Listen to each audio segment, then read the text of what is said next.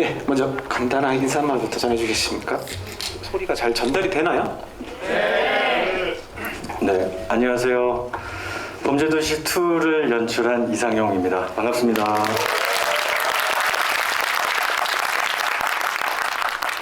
네, 안녕하세요.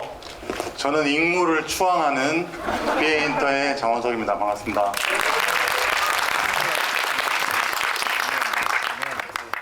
오늘 범죄도시2가 굉장히 좀 특별한 영화인 거 아시죠? 네. 뭔데? 네.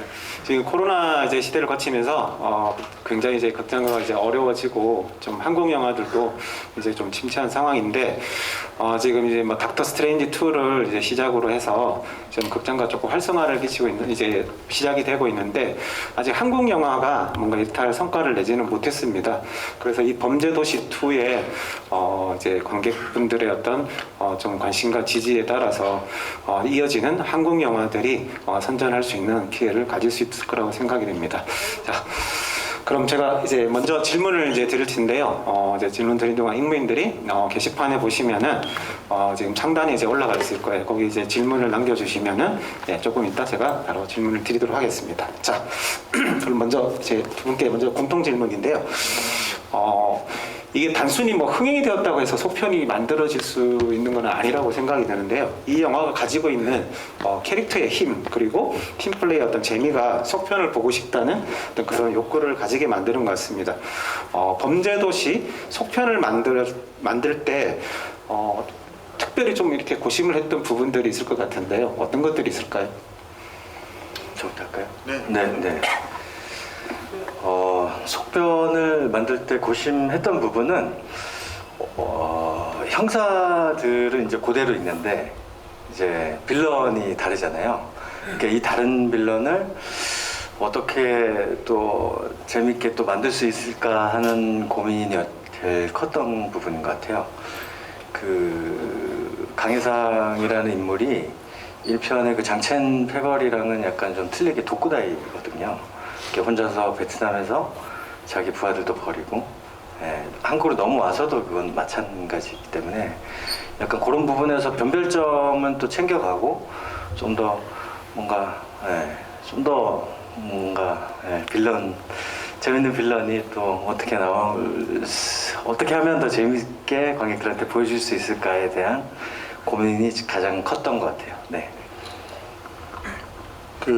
저희가 사실 1편 상황을 좀 돌이켜보면 어떻게 보면 좀 시장에서 기대작이 아니었습니다. 근데 온전히 관객분들의 지지로 저희가 엄청난 또 흥행 결과를 했었고 상당히 많은 이런 열혈 관객분들 팬층이 있어서 사실 저희가 이제 2편을 기획하면서 제일 크게 주안점을 줬던 거는 실망시켜드리면 안 되겠다라는 생각을 했어요. 관객분들의 지지로 올라온 영화인데 편집장님 말씀처럼 어떤 숫자만 가지고 만들어서 실망을 안겨드리면 안 되잖아요. 그래서 또 특히 많은 속편들이 또 1편에 못 미치는 그런 결과를 낳기도 하고 해서 저희는 다 같이 1편을 반드시 능가하자 혹은 1편만큼 하자 이런 좀 각오가 있었던 것 같아요. 네. 그럼 한번 물어볼까요? 뭐 1편 정도 된다 박수 한번 보내주시죠. 이럴 줄 알았어. 1편을 능가한다.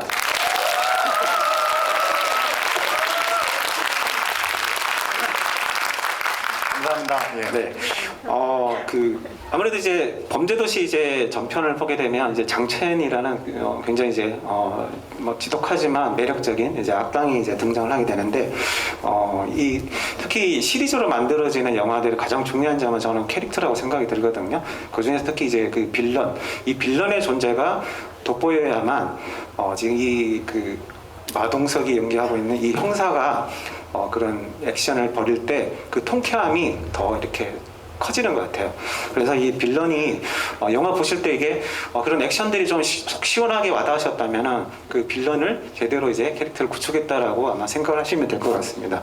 그래서 이 빌런을 캐릭터를 만들 때 좀 많이 좀 고민들을 하셨을 것 같아요. 어떤 식의 이 캐릭터를 만들어야 할지. 아까 이제 감독님도 뭐 독고다이라고 이제 그런 또 말씀을 하셨는데 좀 그런 부분에 대해서 좀 말씀해 주시면 좋겠습니다. 이건 제가 먼저 대략적인 얘기를 하고 감독님이 만드셨으니까 감독님과 석구 씨가 만든 거니까 자세한 얘기는 감독님이 이어서 해주시고 사실 뭐 지금까지도 저희가 그 너무 많은 그 1편을 보신 관객분들이 장첸 얘기를 많이 하세요. 사실 저는 이런 얘기를 딴 데서 못 해요. 이게 익모 GV니까 할 수 있는데 사실 저희 만드는 사람들은 상당히 큰 부담감을 갖고 있었습니다. 왜냐하면 뭐 지금도 사실 이런 여러 가지 저희 홍보 동영상 예고편 이런 데 보면 댓글에 많은 부분들이 절반의 지분은 장첸 빌런 쪽에 있었다 이런 얘기들을 많이 해주셔서 그 부분이 저희에게 사실 가장 큰 숙제 중에 하나였습니다. 그 숙제를 어떻게 풀었는지를 감독님이 설명하실 겁니다. 네, 네. 일단 부담이 많았죠. 네, 대표님 말씀처럼 걱정도 많았고 부담도 많았고. 그러니까 이유 자체를 생각을 해보면 장첸이라는 그 배우가 가진 힘도 있었고 그 주변에 있던 위성락이나 양태 인물들이 떠받쳐주는 역할이 너무 컸기 때문에 이 덩어리감으로 가리봉을 점령해 나간다는 약간 그 구조적인 설정 자체가 힘이 너무 컸었어요. 근데 이 편은 어떻게 생각해 보면 그런 조력자 없이 자기 혼자 이게 캐릭터를 쌓아가는 거였거든요. 이게 어떻게 보면 되게 부담일 수도 있지만 저는 도전만 잘 해보면 조금 1편의 답습이 아니고 뭔가 좀 더 다른 색깔의 그 시도를 좀 해볼 수 있지 않나? 이런 기대감도 내심 있긴 있었거든요. 근데 이제 손석구 배우를 만나가지고 이제 얘기를 해보면서 처음에는 뭐 배우 자체도 이제 좀 고민이 많았고 부담도 너무 많았고 그럴 수밖에 없던 게 어쨌든 688이라는 어마어마한 숫자의 홍보를 했고 거기에 이제 거의 완전 떡상하다시피 해버렸는데 장첸이 손석구 배우 당시에 이제 그 배우가 가지고 있는 욕심은 되게 있었는데 도전 정신도 되게 강했고 근데 부담감이 너무 심했어요. 저 또한 부담감이 너무 심했고 저도 감독이 처음이라 잘못 만들면 그냥 한 작품 찍고 이제 집에 가야 된다라는 생각으로 어쨌든 죽을 듯이 덤벼들었던 것 같아요. 근데 석구 배우가 가지고 있는 장점 자체가 되게 도전적이고 진취적이고 하면서 되게 시도를 이것저것 정말 많이 해보거든요. 그러니까 저도 그 배우랑 얘기를 하면서 어떤 식으로 하는 게 장첸을 능가할까를 포커스를 맞추지 않았어요. 저희는 아예 그냥 1편의 장첸은 그냥 장첸이야. 그건 어떻게 넘어설 생각도 우리는 하지 말자. 2편을 대신 목표가 2편을 보고 나서 2편은 강해상이다. 우린 이거 얘기만 들어도 진짜 성공하지 않을까? 장첸을 넘어설 생각은 안 한다. 대신에 강해상이라면 어떻게 하는 게 더 재밌을까? 어떻게 하는 게 더 악랄할까? 어떻게 마속도한테 맞아야 통쾌할까 관객들이. 그러니까 이런 걸 좀 솔직하게 조금 얘기하고 디벨롭하면서 이제 나아갔던 것 같아요. 네, 괜찮나요? 괜찮습니까? 이번 이제 그 빌런을 만드시면서 이 소재 그러니까 사건이 되는 어떤 배경이 굉장히 잘 선택을 하셨다는 생각이 들거든요. 그 이유는 범죄도시 1편을 볼 때는 어쨌든 좀 나와는 조금 거리가 있는 어떤 그런 범죄라는 생각이 들지만 2편을 볼 때는 우리가 어떤 여행을 다니면서 내가 겪을 수도 있다라는 어떤 그런 현실적인 그런 어떤 공포감이 들기 때문에 이번 이제 이 범죄도시 2의 어떤 빌런이 확실히 좀 더 이렇게 악질적으로 와닿았던 것 같거든요. 그래서 이번에 그 2편의 어떤 배경이 되고 있는 이제 여기서는 이제 베트남 호치민이 나오고 있는데 이렇게 해외 로케이션을 이번에 이렇게 선택을 하시게 된 그리고 이제 그 사건 실제 사건도 이제 여러 건이 이제 그런 것들이 보도가 되었는데 이제 그런 사건들을 이야기 속에 녹이신 거에 대해서 좀 전해주시면 좋겠습니다.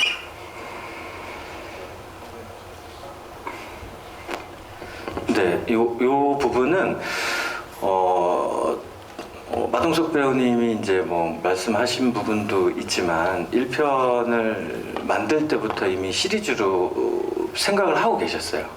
잘만 되면 어떻게든 이런 구축을 해서 시리즈를 조금 계속 만들어보고 싶다는 욕심이 있었는데 1편이 이제 너무 잘 되다 보니까 2편을 어떤 소재를 가지고 마속도의 어떤 모습을 또 보여드리는 게 관객들이 또 재밌게 다가올까 하고 이제 여기 계신 대표님이랑 마동석 배우님이랑 뭐 기타 다른 여러분들이 모이셔가지고 선택한 소재가 해외에서 일어나는 범죄자를 마속도가 해외에 나가서 잡는다라는 설정이었거든요.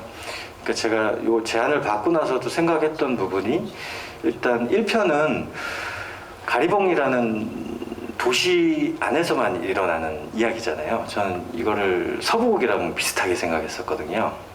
그러니까 가리봉을 지키는 보안관이 이게 평화롭게 지키고 있었는데 나름. 근데 이제 장첸이라는 외부인이 나타나서 물을 흐리니까 이를 쫓아가서 통쾌하게 또 잡고 뭐 해결한다. 이런 구조라고 생각했는데 이 편은 해외지다 보니까 그러면 해외지를 어떤 식으로 접근을 해야 되나를 생각을 해봤을 때 해외 관광지를 아예 그냥 가리봉으로 확장시켜보자. 약간 이런 식으로 접근을 했던 것 같아요. 근데 한 가지 걸렸던 부분은 이게 이제 너무 뭐 아시겠지만 1편은 실제 사건이 명확한데 2편은 실제 사건이 명확해지면 조금 어느 특정 사건이 명확해지는 순간 또 피해자들도 생각하지 않을 수가 없고 이게 너무 잔혹하기 때문에 이거를 좀 자료 조사를 하면서 여러 가지 사건들을 취합한 거예요. 그리고 그 영화를 보셔서 아시겠지만 이제 최용기라는 특정 인물을 설정을 한 이유도 힘없고 일반적인 사람이 아니라 어느 정도 이제 조금 돈도 잘 쓰고 약간 좀 불법도 저지르는 약간 이런 인물을 대상으로 해서 이제 이야기를 풀기 시작한 거거든요. 이제 그렇게 하다 보니 빌런의 역할도 조금 자유로워지는 것 같아요. 너무 특정 사건에 얽매이다 보니까 좀 부담감도 좀 많이 있고 했었기 때문에 좀 그런 부분들을 생각해서 주변에 3인조라든가 최용기라든가 두익이라는 캐릭터도 그렇고 한국에 와서는 장시영재라는 캐릭터들도 그렇고 좀 그런 식으로 좀 등퇴장이 되게 빠르거든요. 저희 영화가 2가 이제 이런 부분들을 조금 적절하게 빠른 스피드로 이야기가 진행이 될 수 있게끔 이렇게 만들었던 것 같아요. 네. 그래서 또 더해서 저희가 이제 해외 로케이션을 정할 때 여러 가지 고려사항들이 있는데 이제 가장 크게는 촬영 편의성이죠. 촬영을 잘 할 수 있느냐. 그래서 여러 동남아 지역에 대한 리서치를 했었고 감독님도 얘기하셨지만 저희가 이제 해외 강력 사건을 리서치를 하는데 납치 살인 사건이 좀 많이 센 사건들이 여러 있었습니다. 근데 필리핀에서도 많이 벌어지는데 저희가 또 필리핀 촬영 경험도 부족할 뿐더러 필리핀으로 특정했을 때는 말씀하신 것처럼 실제 사건과 이렇게 대입되는 또 그런 어떤 연상 효과가 있기 때문에 비교적 촬영이 용이하고 그리고 그런 사건이 일어날 만한 배경지로 베트남을 선택했던 것 같습니다. 네. 자, 그럼 익무인들 질문을 이제 드리도록 하겠습니다. 이 당직 사관님이 남겨주셨는데 뭐 한 줄평까지 남기셨네요. 예, 너무나 즐거운 영화 진심으로 감사드립니다. 이 터널을 지나 이 터널마저 부셔버리는 마동석의 통쾌한 한 방이라고 적어주셨네요. 네. 자, 그 전작과 두드러진 차이점이라면 단연 초반부의 해외 로케이션 같습니다. 코로나로 해외 로케이션 촬영이 힘드셨을 것 같은데 이 부분과 관련된 일화가 있으신지 궁금하다고. 너무 많아가지고 좀 가장 힘든 점 하나만 딱 가장 힘들었던 점이요. 그러니까 2019년도 10월, 9월 말 이때부터 한 5번을 베트남을 계속 왔다 갔다 하면서 원래는 2020년 2월 26일인가 8일인가 요때 크랭크인을 하려고 했었어요. 그래서 사전 답사 다 끝내놓고 베트남 배우들도 다 세팅을 해놓고 본진이 넘어갔죠. 넘어가고 심지어는 손석구 배우가 당일날 넘어왔어요. 촬영 3일 전에. 근데 이제 다음날 이제 영사관에서 전화가 와서 이게 코로나가 너무 심해져가지고 다들 이제 발이 묶일 것 같다. 빨리 튀어라. 그래가지고 그날로 그냥 다 접고 그냥 넘어왔거든요. 이제 그때가 제일 힘들었던 것 같아요. 심적으로는. 그리고 뭐 만들면서 힘들었던 부분은 일단 저희 영화 보셔서 아시겠지만 베트남처럼 보이긴 하는데 배우들이 나온 거는 다 한국에서 찍은 거거든요. 근데 배경을 미리 찍어왔어요. 배우들을 먼저 찍지 않고 이제 그러다 보니까 기술적인 문제들이 조금 해결하는 데 있어서 너무 힘들었던 좀 그 부분이 좀 있었던 것 같거든요. 이게 앵글을 잡아놓고서 이제 배경을 먼저 찍어요. 근데 이게 앵글을 틀 수가 없는 거예요. 이 배우가 어떻게 연기할지를 모르기 때문에 이것대로 이제 움직여서 찍어왔다가 이걸 그대로 또 안 맞춰 놓으면 또 뭐가 가짜 티가 나고 이렇게 되면 이제 너무 걱정이 많이 될 것 같아서 단지 이제 최대한 배우들의 그 범죄도시만의 그 살아있는 연기를 최대한 살릴 수 있을 만한 앵글을 사전에 좀 촬영 감독님, 팀 이렇게 모여가지고서 미리 콘텐츠를 좀 명확하게 해놓고 그렇게 가서 베트남에서 이제 배경을 먼저 찍어왔고 이제 그걸로 미술 세팅을 또 한국 스태프들이랑 또 머리를 짜면서 그대로 또 세팅을 해놓고 배우들은 이제 그린백에다 해놓고 그대로 렌즈 사이즈, 뭐 레벨, 각 이런 것까지 다 계산을 해가지고 그대로 찍었어요. 다행히도 이제 그 안에서 배우들이 또 너무 잘해주셔가지고 뭐 나름 맛깔나는 베트남 장면들이 나오지 않았나, 네, 그렇게 생각합니다. 네. 길거리 그 밤에 그렇게 술을 마시는 장면도 네네네. 그거 용산에 있어요. 그 효트라고. 네, 고기만 딱 빼놓고 나머지는 다 배경을 다 심어갖고 온 거예요. 미리 찍어가지고 이제 그거랑 비슷한 데를 또 찾아가지고 또 헌팅을 하고 뭐 이런 식으로 해서 찍었습니다. 네. 완전 뒤통수 맞은 기분이죠. 네, 감독님 이렇게 사기를 잘 치시다니 진실의 방으로 가실까요? 네, 죄송합니다. 네.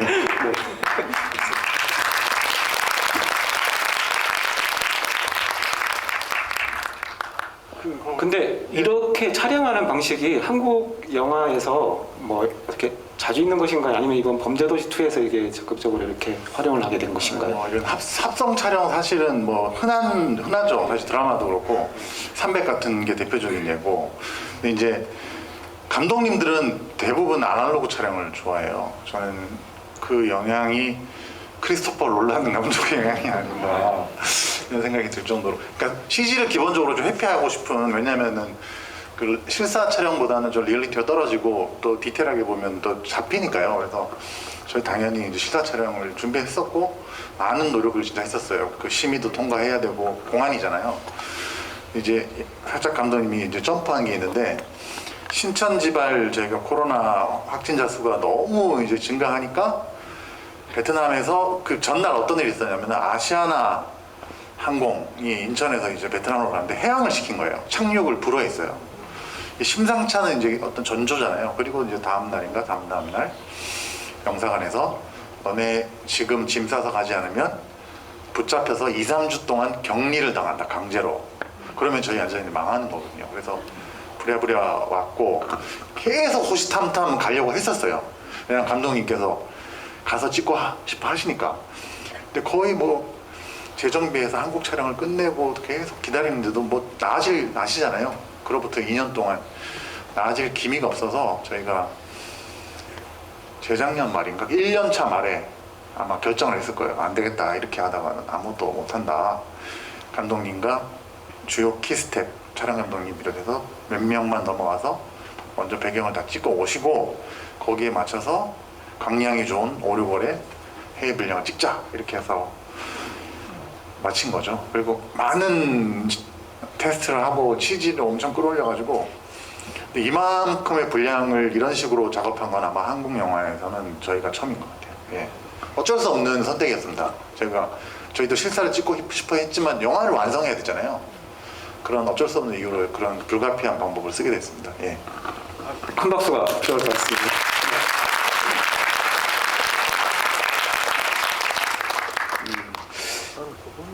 이스터워터님이 남겨주신 질문입니다. 같이 흥분되고 주먹을 불끈지며 보게 되네요. 아주 재밌게 봤습니다. 마체티를 몽둥이처럼 휘두르는 모습이 인상적이었는데 많은 흉기 중에 마체티를 선택한 이유가 있을까요? 그리고 손석구 배우의 가슴에 문신은 무슨 뜻이 있는 건지 궁금하시다고요. 네. 그 마체테는 어떻게 나오게 됐냐면, 원래 마체테는 그런 모양이 아니고 좀 더 길어요. 더 길고 되게 정글에서 이제 뭔가 수색을 할 때 긴 이파리를 자를 때 쓰는 칼이 이제 어떻게 범죄에 이렇게 해서 동남아에서 흔히 쓰이는 칼인데, 저희는 헌팅을 다닐 때 그때 바나나 숲을 원래 막 되게 정해가지고 바나나 숲에서 강혜상이 최용기를 잡아 죽이는 씬으로 세팅해서 찍으려고 했었거든요. 그래서 베트남에 실제 가서 바나나 숲을 헌팅을 하는데 너무 더운 거예요. 너무 더워가지고 옆에 이제 그 촬영지 옆부분에 그 500원짜리 그 야자수 그 음료를 파는 아주머니가 계셨거든요. 이제 그거를 그립 실장님이 이제 한턱 쏜다고 스태프들 다 돌렸는데 그걸 하는데 그 마체테를 가지고 야자수를 자르더라고요. 이게 자르는 느낌이 아니라 그냥 쪼갠다는 느낌? 엄청 무섭게 느껴졌어요. 그 1편에 양태랑 유성락이 들고 있던 그 손도끼의 느낌이 모양이 비슷하진 않으면서도 좀 더 효과적이고 좀 더 뭔가 무게감도 있고 좀 더 직선적이고 뭔가 조금 신비스럽고 보이기도 하고 약간 이런 느낌이었거든요. 그걸로 해서 강혜상 무기를 이걸로 해야겠다 해서 결정을 하게 된 거고, 가운데 있는 문신은 제가 정확한 의미를 알았었는데 지금 시간이 너무 오래돼가지고 그게 끝까지 쫓는다라는 의미가 들어있어요. 정확한 의미는 저도 좀 다음에 제가 익명 게시판에 제가 올려드리겠습니다. 꼭 올려드리겠습니다.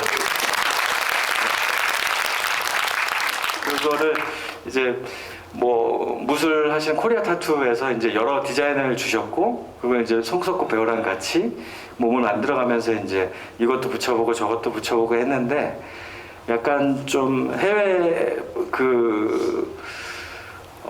해외 교도소에서 했을 법한 문신들을 조합을 해가지고 덕지덕지 붙여본 결과물이 그거거든요.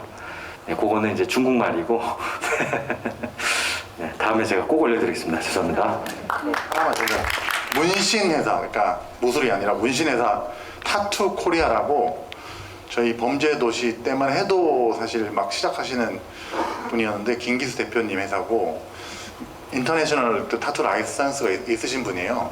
재미교포시고, 그분이 지금은 대한민국에서 아마 문신을 제일 많이 활발하게 하시고 정말 잘 하시는 분이에요. 그분이 아마 감독님, 뭐 미술 감독님, 배우분이랑 상의해서 말씀하신 그 뜻으로 저희가 진짜 꼭 그 다른 뜻을 알고 전달해 드리겠습니다.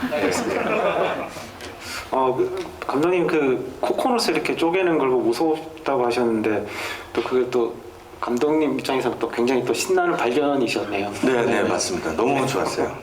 네. 자, 다음 질문이겠습니다. 범털님이 이제 남겨주신 질문입니다.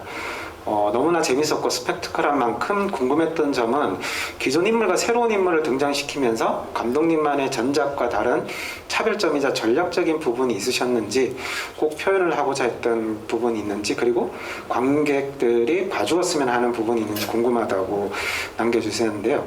네, 아까 이제 그 이스트워터님이 마지막에 남기신 질문하고 하나로 합치면은 추가로 마지막 그 술자리 씬은 왠지 NG 씬 같은 느낌도 있고, 혹시 그 마지막 2, 3주에 그 마동석 배우님이 진심으로 뿜은 것인지 아니면 어떻게 된 거지, 그게 내막으로 알고 싶다라고.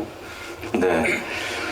마지막 질문부터 말씀을 드리면, 그거는 NG는 아니에요. NG는 아니고, 원래 OK 커트가 났던 게 2커트가 있는데, 그 커트를, 지금 들어가 있는 커트를 보면 어떻게 보면 NG죠. 이게 그 최기아 배우님이 노래를 불러가지고 오동잎 한잎도 이걸 해가지고, 이게 이제 저작권 문제가 걸려서 그 부분만 ADR을 해가지고 자 오동균 한 잔 뭐 2잔 이런 식으로 이제 덮인 거거든요. 이제 그 커트를 쓴 이유가, 그 마동석 배우가 술 내뿜고 하는 부분이 너무 재밌어가지고 이제 그것 때문에 이제 그 커트를 썼던 거고요. 실제로 촬영을 할 때 저는 진짜 뿜은 줄 알았어요. 너무 재밌었기 때문에. 이거는 형님 애드립인데 푹 하고 내뱉는 순간 모두가 다들 다 웃었던 기억이 나요. 이제 근데 이제 나중에 선배님한테 여쭤봤더니 다 생각하고 했던 거라고 약간 그런 말씀을 하시는데, 아무튼 좀 너무 리얼하게 담긴 것 같아서 기분 좋은 촬영이었습니다. 네. 그 캐릭터 차별성은 제가 덧붙여서 말씀드리면, 저희 범죄도시만의 전통이 있습니다. 그게 뭐냐면은 1편 때 이제 강성 감독님과 저희가 진짜 정말 절박하고 간절한 사람들이 정말 열정적으로 만든 작품이었거든요. 특히나 이제 풍족하지 못한 조건에서 그러다 보니까 다들 너무 간절하다 보니까 정말 열심히들 하셨어요. 특히 배우분들 다 거의 다 처음 본 얼굴이잖아요. 다 오디션 뽑아서 저희가 정말 공정하게 연기력만으로 다 선별했던 배우분들이고 배우분들끼리 그리고 감독님하고 끊임없이 소통을 했어요. 그 캐릭터를 구축하기 위해서. 그래서 많은 도움을 받았고 사실 저희가 또 우리 여기 계신 감독님께서 그 당시 조감독이었어요. 당연히 그 현장 분위기 공기를 당연히 알고 계시고 이 편에서도 이제 새로운 인물들이 들어오는데 그랬던 것 같아요. 손석구 씨를 정점으로 해서 정말 많이 얘기를 했어요. 감독님이랑. 그리고 나머지 배우분들도 자기들끼리 감독님이랑 계속 대화를 하면서 캐릭터를 좀 입체적으로 쌓아온 게 아닌가. 예. 네, 개인적으로 좀 차별점으로 좀 뒀고 그 질문하신 것 중에 관객분들이 조금 봐줬으면 하는 부분은 좀 솔직하게 말씀을 드리면 저희 영화는 등장인물이 상당히 많아요. 그리고 등퇴장이 되게 빠르거든요.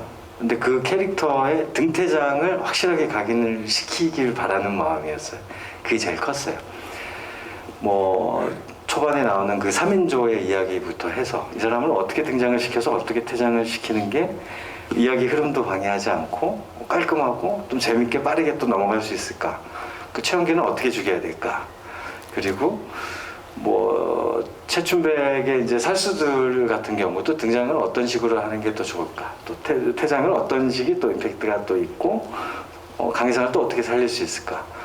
심지어 후반부에 나오는 장희수 같은 경우도 네, 그렇고 되게 감사하게도 박지영 선배님께서 또 너무 잘해주셔가지고 퇴장 약간 좀 제가 아쉽긴 한데 너무 죄송스럽긴 한데 그래도 배우들 간의 이제 그런 케미라던가 어떤 드라마 밑바닥에 깔려있는 그 드라마들이 하나하나라도 조금이라도 관객들이 조금이라도 좀 더 재밌게 봐줬으면 하는 약간 그런 부분을 좀 봐주셨으면 하는 개인적인 바람이 좀 있습니다. 네.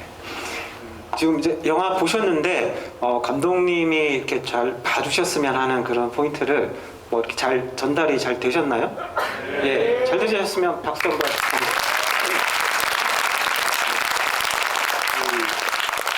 범죄도시 이제 1편도 액션이나 어떤 유머가 굉장히 좋은 영화였는데 이제 이번 영화는 이제 어떤 유머적인 부분들이 훨씬 더 이렇게 강하게 드러나는 것 같더라고요.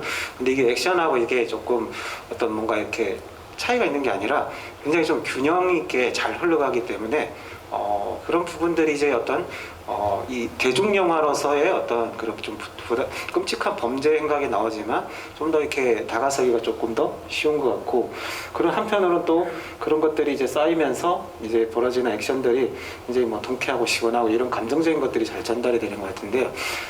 이 범죄도 2를 좀 이렇게 기획을 하시면서 제작을 하실 때 액션과 이 유머의 어떤 그런 어떤 조화 어떤 균형에 대해서 좀 고민들을 많이 해보셨을 것 같은데요. 거기에 대해서 좀 말씀 전해주시면 좋겠습니다.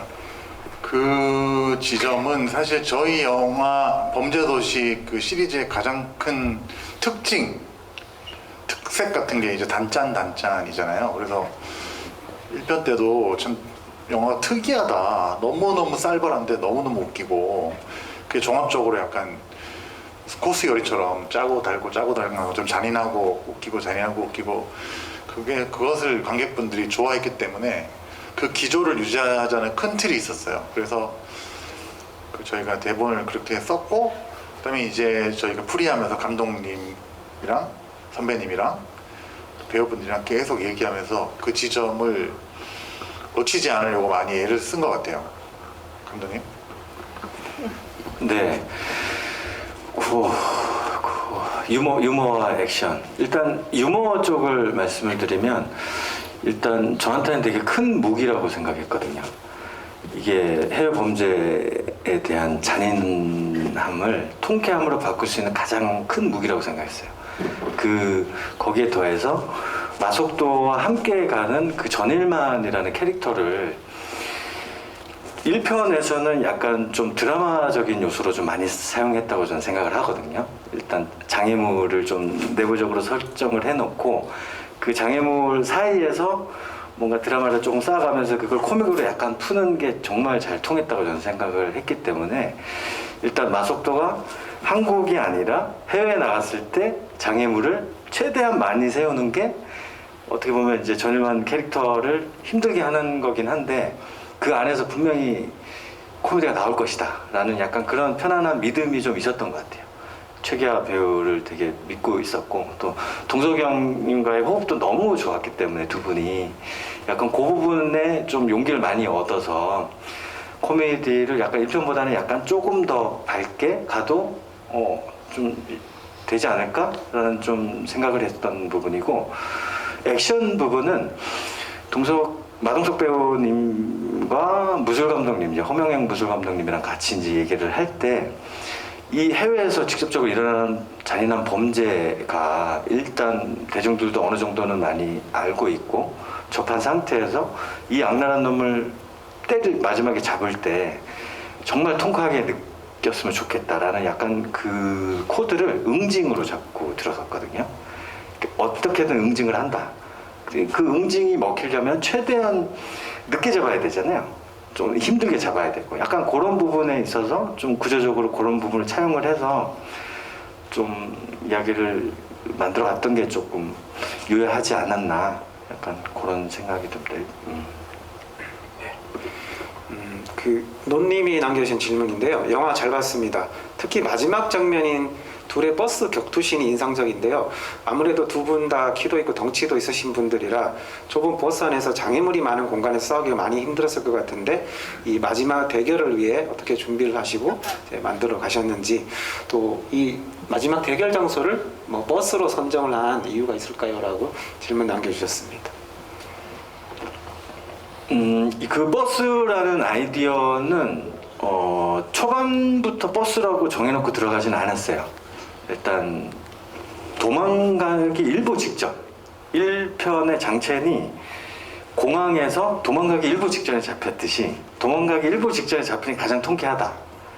왜냐면 소기의 목적을 달성한 상태에서 잡혀야 통쾌할 것이다. 약간 이런 생각만을 가지고 들어갔고 이거는 이제 헌팅을 하면서 배에서 잡혀야 되나? 아니면 뭐 1편처럼 또 뭐 비행기 안에서 잡혀야 되나? 뭐 여러 가지 의견이 나와 있었는데 최종적으로는 이제 버스가 됐던 부분이 일단은 저는 밀도라고 생각하거든요. 그 마동석 배우와 손석구 배우가 둘이서 이제 붙었을 때 원래 게임이 잘 안 되잖아요. 어차피 뭐 잡힐 거 뻔히 알고 영화를 볼 텐데 이 밀도가 좁은 공간에서 정말 악랄하게 싸운다. 네, 그거를 어떻게 보면은 그 공간은 마속도한테는 핸디캡이거든요. 이제 그걸 최대한 이용하게끔 할 수 있는 장소가 버스가 제일 적절하지 않나. 그리고 그 공간이 터널이었던 이유는 코로나 때문에 모든 것이 이제 섭외가 안 돼가지고 네. 그 공간을 또 마침 또 그 공간을 찾아서 또 저희 제작팀이 찾아줘서 좀 효과가 좀 더 배가 되지 않았나 약간 이런 생각을 하고 있습니다. 네. 호식 씨 말씀 계신가요? 아닙니다. 터널이라 그러니까 이 터널을 지나갔어요. 너무 갑자기 생각나네요. 이 터널까지 박살낸다니까 너무 과찬이신 것 같고. 네. 네. 그 전편에서도 이 마속도 이 형사의 이 파워가 굉장히 셌는데 이번 영화는 뭐 거의 이제 뭐 더블로 그냥 업그레이드가 된 것 같거든요. 근데 이 영화를 우리가 보면서 저렇게 그 힘이 저렇게 더블로 업그레이드가 돼서 마치 히어로 같은 느낌이지만 전혀 어색하지 않게 자연스럽게 받아들이고 있거든요.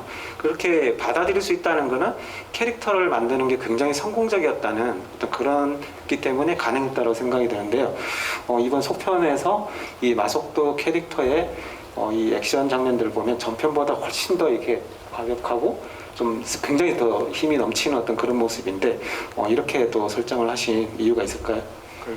아까 감독님 하셨던 얘기를 조금 받아서 제가 얘기하면 사실 그 지점이 중요한데 그렇잖아요. 1편도 그렇고 사실 계속 장첸 얘기를 하시는데 편집장님께서 혹은 보신 분들이 2편의 마속도의 파워가 훨씬 세졌다 라고 평가를 해주심에도 불구하고 영화가 재밌다라는 거는 그만큼의 파워를 감당할 만한 혹은 그만큼의 파워가 필요한 빌런이 나타났다라는 얘기거든요. 그 얘기는 반증은 사실 균형이 안 맞으면 진짜 재미가 없어요. 감독님 말씀처럼 쟤는 뭐 뻔히 끝날 거다 이렇게 긴장감이 하나도 없잖아요. 근데 마석도란 캐릭터가 훨씬 세졌음에도 불구하고 끝까지 긴장감을 유지하는 거는 그만큼 이제 강해상이라는 빌런 캐릭터가 잘 구축이 된 거고 손석구 씨가 상당히 그 큰 무게감으로 저는 그 역할을 해줬다는 반증이라고 생각하거든요. 그래서 감독님께서는 뻔히 뭐 붙잡혀서 끝날 거라고 생각한다고 생각하실 수도 있지만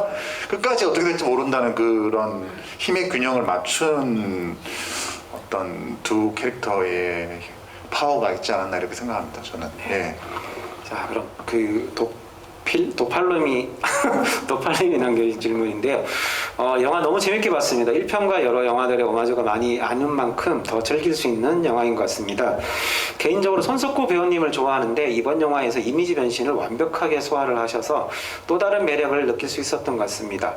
이번 영화에서 강렬하게 등장하는 악역으로 손석구 배우님을 캐스팅하게 되신 이유가 이제 궁금하다고 질문을 남겨주셨는데 이 영화에서 굉장히 이제 악질적인 이제 빌런인데 이 배우의 어떤 면을 보고 이제 이 악역을 맡게 되실까요? 네. 처음 봤을 때 이제 느낌이 어땠냐면 손석구 배우가 되게 여러 가지 표정이었어요. 처음 딱 봤을 때 아 잘생겼다. 일단 그거 하나. 그리고 어떻게 보니까 되게 차갑다. 눈이. 그리고 서늘하다. 못됐다. 거기다가 어떻게 또 보니까 또 되게 착하고 순수하고 되게 열정적이다. 어떨 땐 또 해맑고 어떨 땐 또 심각하고 뭔가 되게 묘한 매력이었거든요. 근데 이제 묘한 매력이 잘만 버무려진다면 진짜 혼자 독고다이고 뭔가 좀 관객들의 이목을 쫙 집중시킬 수 있는 그런 캐릭터가 나오지 않을까. 그게 하나였고 나머지 하나는 제가 이제 약간 좀 그 멘탈적인 부분을 되게 중요시하는데 손석구 배우가 너무 도전적이었어요. 자기가 부담감이 그렇게 정말 상상도 할 수 없을 만큼 엄청났을 텐데도 불구하고 이왕 악역하는 거 제대로 한번 해보고 딱 접겠다. 네. 일단 약간 그런 각오가 전 너무 마음에 들었거든요. 왜냐면 저도 그런 각오였기 때문에 일단 못 만들면 난 이제 끝난다. 집에 가야 된다. 약간 이런 생각으로 진짜 그때 그 마음이 되게 와닿았던 것 같아요. 그래서 어찌됐고 저도 뭐 완벽한 답은 모르는 거고 둘이서 이 정도면 서로 의논해 나가면서 뭐든 만들 수 있겠다. 그런 생각으로 캐스팅을 하게 됐던 것 같아요. 여기서 소개해 주셨습니다.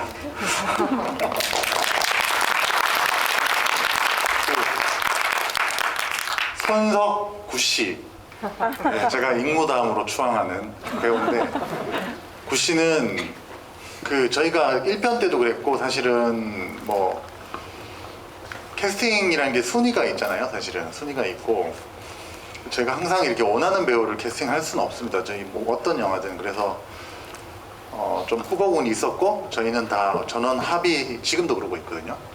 그러니까 투자사, 그다음에 마동석 선배님, 김홍백 대표님, 저 감독님, 프로듀서 분 이런 분들이 후보군 배우분들이 있으면은 이제 거론을 하고 저희가 한 명이라도 합의를 안 하면은 저희는 캐스팅을 안 해요. 근데 여러 명 후보가 있었는데 당시에 상당히 라이징하는 배우였고 그리고 이제 주인공으로 올라서는데 이미 3-4편의 영화에 캐스팅이 되어 있다는 정보를 입수했고 이제 다행히 이 수면이 올렸을 때 다들 좋아해 주셨어요. 감독님께서 특히 좋아해 주셨고 그리고 또 이제 중요한 거는 저희가 좋다고 또 캐스팅할 수 있는 게 아닙니다.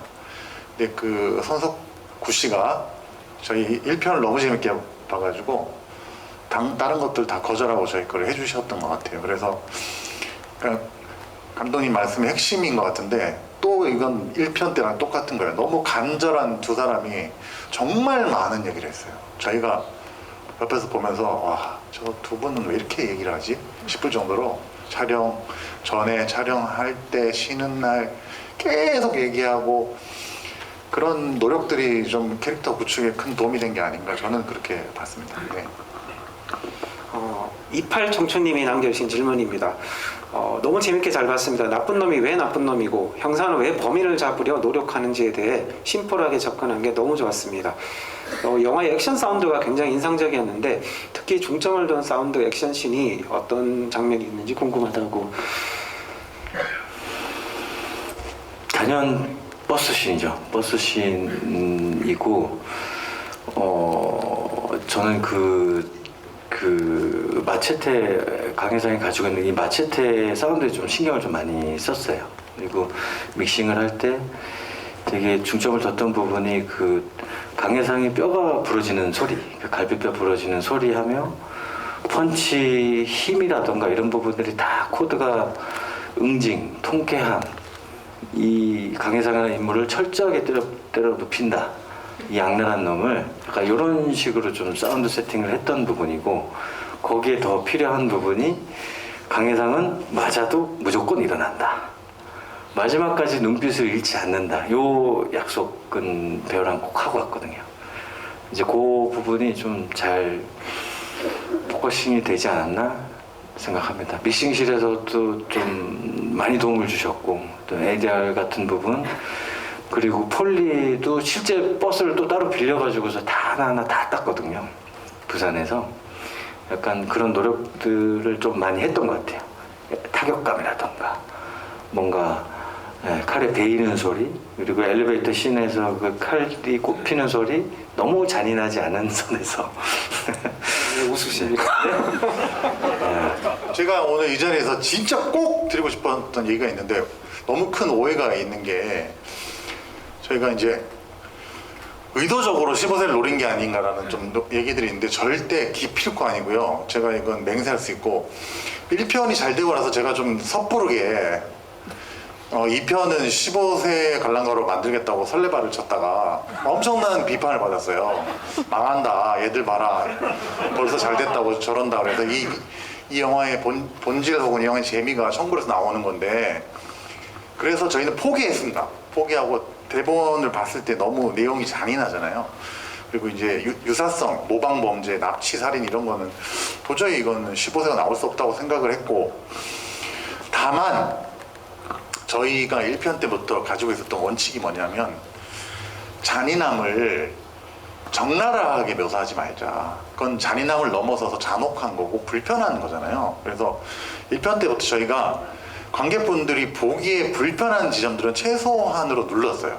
직접적인 묘사라든지 과도한 사운드라든지.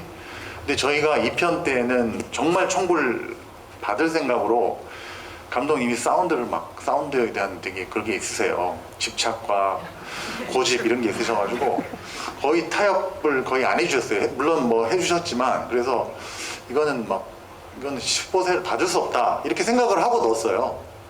1편의 전통을 지키자 넣었는데, 정말 바로 첫 번째 피드백이 15세 관람가가 나왔어요.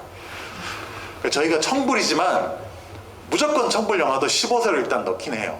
15세 관람가로 그냥 한번 못 먹는 떡 찔러나 보자 이런 느낌으로 15세 관람가로 넣었더니만 영등에서 떡하니 15세 관람가. 그래서 저희가 저희 귀를 의심했다니까요. 진짜. 예. 정말. 그래서 뭐 2편은 의도적으로 15세를 겨냥하지 않았냐? 보셨잖아요, 직접. 사실 지금 영등이가 1편을 심의했으면은 12세 관람가를 줄 수도 있지 않나. 그 정도로 저희가 1편에 비해서 결코 잔인함이 떨어지지 않는데 15세를 줬습니다. 주셔가지고 그 사이에 5년이라는 사이에 또 청소년 여러분들이 잔혹한 장면을 보는데 익숙해지고 해서 그런 게 아닌가 생각했습니다. 이 15세 이제 이 등급에 관한 질문들이 많이 주셨는데, 이제 대표님이 한 번에 정리를 다 해주신 것 같습니다. 네, 한 박수 부탁드립니다.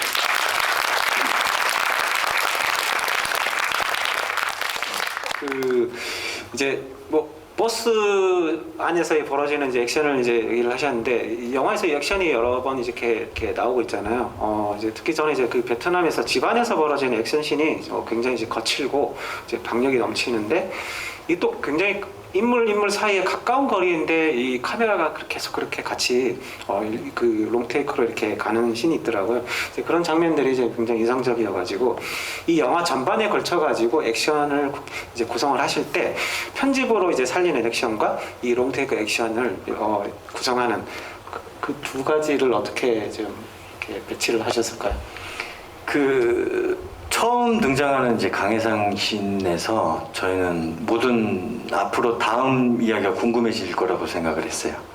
거기가 그 액션 씬이 무너지는 순간 뭘 해도 이상하게 보일 것 같은 약간 그런 생각이 좀 많이 들어서 그러면 이 부분을 어떻게 디자인하는 게 좋을까 고민을 하다가 촬영 감독님께서 이제 아이디어를 내신 부분이 그 화장실로 들어가서 뭔가 분위기를 만들어서 캐릭터를 만들고 나서 나오는 액션이 원테이크 개념이면 어떠냐라는 아이디어를 주셔가지고 정말 너무 좋았거든요. 그 얘기를 들었을 때 이거만큼 또 약간 좀 말이 안 될 것 같기도 하잖아요. 둘이서 그 많은 애를 그런 것도 어떻게 죽이냐, 말이 되냐 뭐 이런 얘기가 나올 법한데 그러다 보니 또 베트남의 집이 또 되게 좁거든요. 건물 자체가 되게 좁고 약간 그런 구조를 이용을 해서 그 복도 안에서 이제 어떻게든 혼자서 애들을 다 죽인다. 약간 이런 걸 설득력 있게 만들 방법은 커트를 쪼개는 순간 가짜가 될 것 같은 느낌이 들어서 사실은 두 컷을 한 컷으로 합친 건데 최대한 원테이크 느낌으로 이제 찍었어요. 네, 그랬고 그 이후에 나오는 뭐 다른 형사들의 액션이라던가 이런 부분들은 어쨌든 캐릭터가 구축이 됐다고 된 상태에서 또 포커싱을 타격감 그리고 스피드 약간 이런 쪽으로 맞추다 보니 커트가 쪼개지더라도 어떤 식으로 맞아야 강해상이 더 아파 보이고 어떻게 넘어져야 강해상이 또 아파 보이고 그럼에도 불구하고 강해상의 눈은 표독스럽게 또 다시 일어서고 약간 이런 부분을 원테이크로 찍었다가는 네, 한 달 찍어도 안 나올 것 같아가지고 이제 나누게 됐습니다. 네. 자, 그럼 그 테리어님이 남겨주신 질문인데요. 이분은 아직 1편을 보지를 않았다고 이제 말씀하셨는데 전편을 안 봐도 쉽게 짐작할 수 있었고 굉장히 재밌게 잘 봤습니다. 감초 캐릭터인 장희수 역이 너무 웃기고 2000년대 머리띠로 넘긴 단발에서 시대 고증이 좋더군요. 돈가방을 들고 튀는 설정이 의외의 스릴감과 유쾌함을 더했는데 역시 어디 뭔가 또 영감을 받으신 게 있으신지 그리고 선수 이제 고용을 할 때 뭐 대기업 회장과 아들이 생각나는데 혹시 참고를 하셨는지라고 질문 남겨주셨습니다. 그 선수들이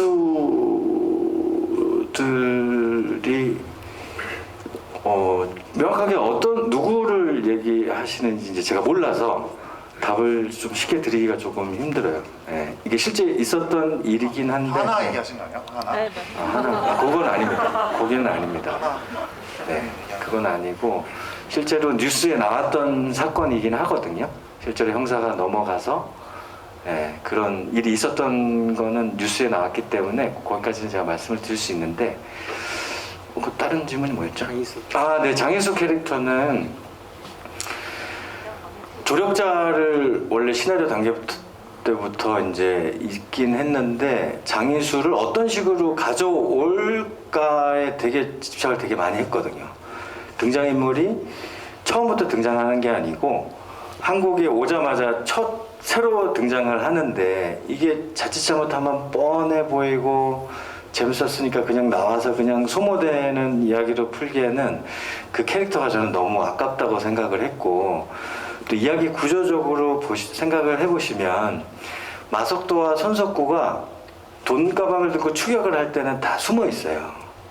근데 이 부분에 돈가방을 들고 이동하는 이 이야기를 얼마만큼 재밌게 할 수 있는가도 저한테는 되게 큰 숙제였거든요. 이게 자칫 잘못하면 좀 늘어지고 재미없고 이러면 좀 그랬기 때문에 저는 장희수가 이제 등장을 해서 왜 등장을 할까? 얘는 돈이 너무 필요한 사람이다. 하필 또 장찬한테 죽은 애를 살린 이유도 살릴 수 있다라고 생각했던 부분도 죽은 모습이 명확하게 보이지 않았기 때문에 약간 아사모사하기도 하고 그런 부분 때문에 장희수를 등장을 시켰고 만약에 그렇다면 장희수라는 인물은 어떻게 살았을까? 그걸 또 역추적해서 생각을 해보니 아, 박주환이라는 배우랑 되게 잘 맞겠다. 정말 절박하게 살고 있지 않을까. 그러면서 말도 안 되는 사기도 치고 이러면서 있다가 마석도가 또 마술을 뻗쳐서 또 데리고서 실질적으로 이제 1편에서는 뭐 도움을 준다라기보다도 뭔가 자기 이권 다툼에서 이제 배제된 그런 인물로 묘사됐지만 형사는 아닌데 약간 조력자로서 조금 더 다른 또 변별점이 될 것 같고, 그리고 저는 그 하얼빈의 장첸이야라는 게 처음엔 너무 무서웠거든요. 이거 잘못 찍으면 이거 이도저도 아닌 게 나올 것 같다 막 이런 생각이 들었는데, 지환 그 장희수라는 캐릭터와 지환 배우가 가지고 있는 약간 그 절박함과 그 연기력이라면 진짜 이거는 그 마석도를 너무 원망해서 그 울분에 차가지고 나오는 약간 그런 감정과 장첸을 무서워하는 그 감정과 강해상을 이겨보고 싶은 그 복잡한 여러 가지 감정들이 다 들어가 있는 게 아닌가라는 생각을 했었어요. 어떻게든 만들어보자. 그 회차도 반회차 오버시켜가지고 찍은 신입니다. 네. 어쨌든 너무 잘해줘가지고 개인적으로는 너무 고마워하고 있습니다. 네. 아니, 저는 뭐 당연히 1편 안 보실 수 있죠. 안 보신 분도 지금도 많고. 근데 저희가 극장에서 약 700만 들었고 저희 북악판권에서 엄청나게 잘 됐거든요. 그리고 웬만한 제가 여지껏 만나본 10대도 다 보셨더라고요. 제 지인들도 그렇고. 근데 익무 회원이신 태리님이 1편 아직 안 봤다.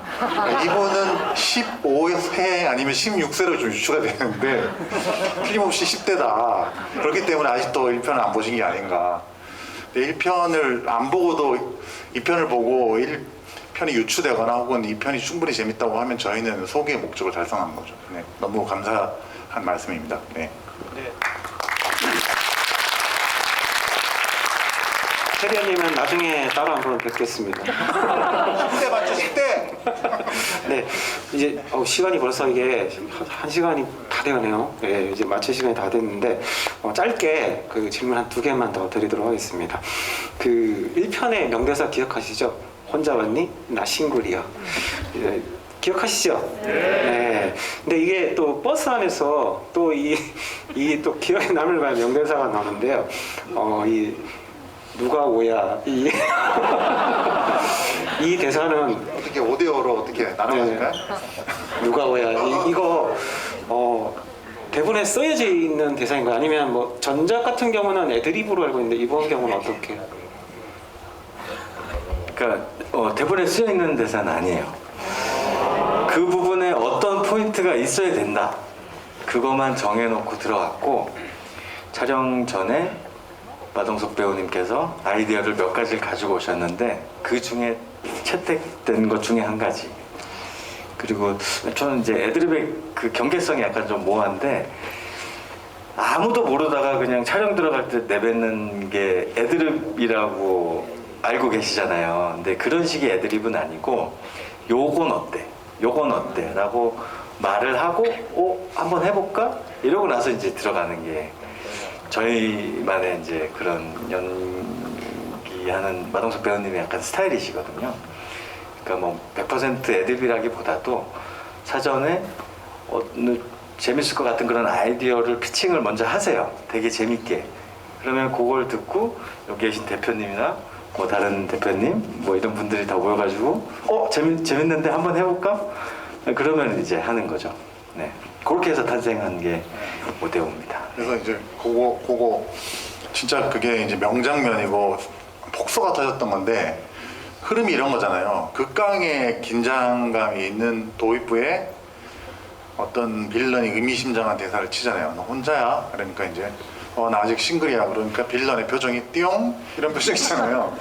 그런 기조를 좀 유지하려고 여러 가지 좀 아이디어를 냈었어요. 그래서 어떻게 5대5로 나눠 가질까 했을 때 이제 누가 오야, 사실 이게 좀 생각하게 하는 대사거든요. 근데 생각하면 할수록 정답이 너무 쉬운 정답이기 때문에 사실 이건 익무 회원분 중에 어떤 분은 아실 것 같아요. 이건 사실 저희가 처음 쓴 건 아니고요. 어떤 영화에 나왔던 거를 오마주 혹은 오래된 영화니까 다시 쓴 겁니다. 저희가. 예. 어떤 영화에 나왔었는지는 제가 알려드리지 않겠습니다. 그래도 잡는 얘기하면 또 표절하니까. 동석이 형은 몰랐어요. 그 영화에 나왔는지, 그 대사가 나왔는지 몰랐어요. 감독님 알고 계셨어요? 저는 듣자마자 이거 어디서 들어본 코미디인데? 그럼 그것도 괜찮나? 표절이잖아. 괜찮나? 약간 이런 생각은 했었어요. 거북이 달린다의 신정근 선배님이 했던 대사예요.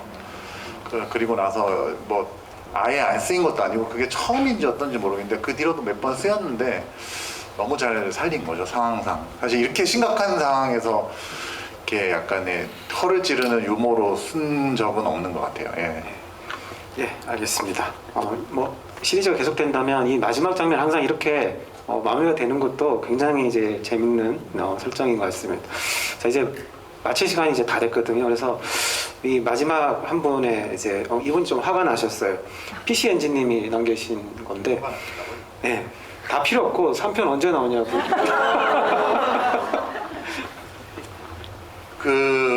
일단은 저희가 뭐 알려졌으니까 또 마도동석 선배님이 인터뷰에서 얘기했으니까 지금 3, 4편을 동시에 준비 중입니다.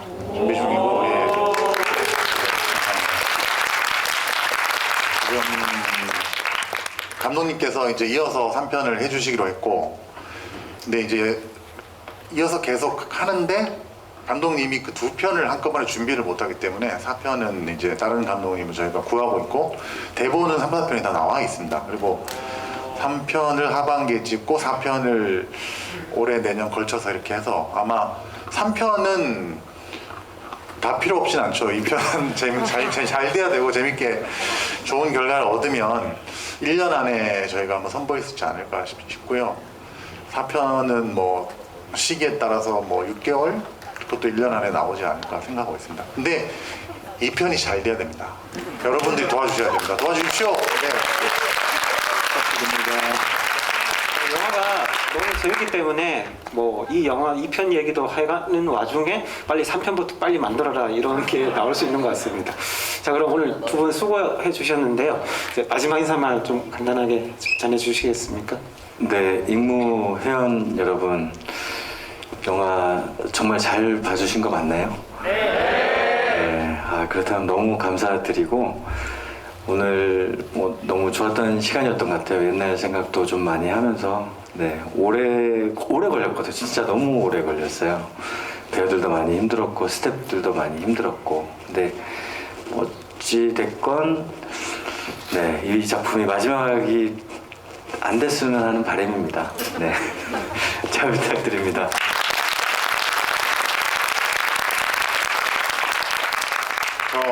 저는 여러 차례 이제 익무 사랑을 많이 표현했었고요. 제가 사실 평소에 가장 많이 들어가서 보는 게시판, 거의 어떻게 보면 거의 유일한 게시판이에요. 요즘 게시판들이 많이 사라졌잖아요. 그래서 그게 익무고, 익무를 통해서 진짜 많은 정보를 알게 돼요. 그러니까 거의 영화계라고 생각될 정도로 익무 회원분들은 그만큼 약간 오피니언 리더들이고 얼리 아답터들인데, 얼리 뷰어라고 해야 되나? 어떻게 해야 돼요? 얼리 버드라고 해야 되나? 아무튼 저희 영화 범죄도시를 많이 사랑해 주시고 오피니언 리더로서 저희 영화가 재밌다는 의견을 많이 전파해 주셔서 저희 영화 잘 되도록 좀 도와주시길 부탁드립니다. 네, 감사합니다. 네, 그 만드신 분은 이제 관객분들이 진짜 영화를 어떻게 보시는지 진짜 궁금한데, 대충 이제 이게 살펴보니까 그 터미네이터 2 이후로 이렇게 재밌는 속편은 처음 봤다라는 의견이 있는 거 보면은 굉장히 이제 잘 만든 속편인 것 같습니다. 네, 말씀하신 대로 이 범죄도시 2의 흥행은 굉장히 이제 중요합니다. 이 단순히 이제 한 영화의 어떤 뭐 영화가 흥한다는 것이 아니라 다음에 이어지는 한국 영화들에게도 이 영향을 굉장히 크게 영향을 끼치기 때문에 오늘 재밌게 보신 분은 한 10번쯤 영화를 다시 관람을 하시고 주변에서도 좀 많이 영화를 보실 수 있도록 네, 좀 그 협박과 강요를 해주시면 좋을 것 같습니다. 네, 오늘 함께 해주셔서 감사합니다.